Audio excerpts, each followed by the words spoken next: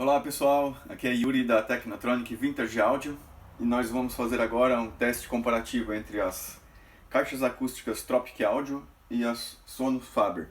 Eu vou usar aqui um receiver Marantz e um toca-disco Technics que eu acabei de restaurar. E o disco aqui vai ser do Eric Clapton. Vamos ver o que sucede.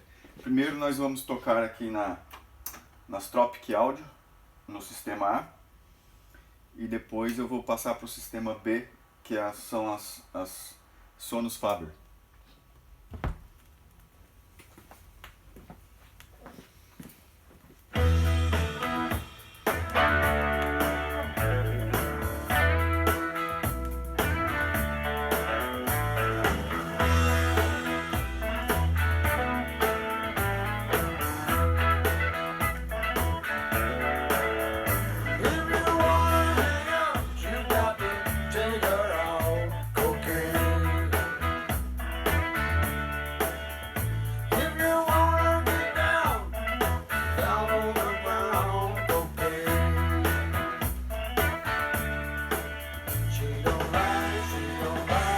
Agora eu vou passar para a Sonos Faber.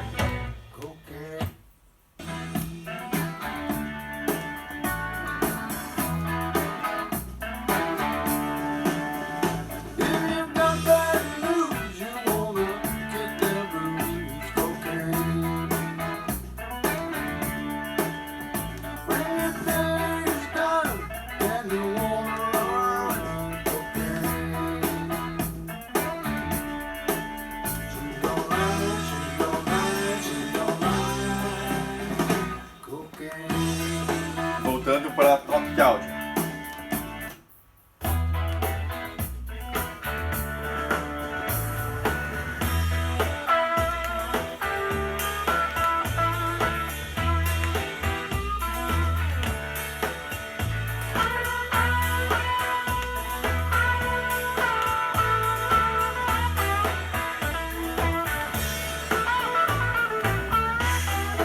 E agora as duas juntas.